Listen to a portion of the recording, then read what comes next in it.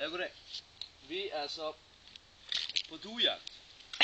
Det hele starter med, at vi så 2 kannibaler, der gik på en civil. Det er ikke godt.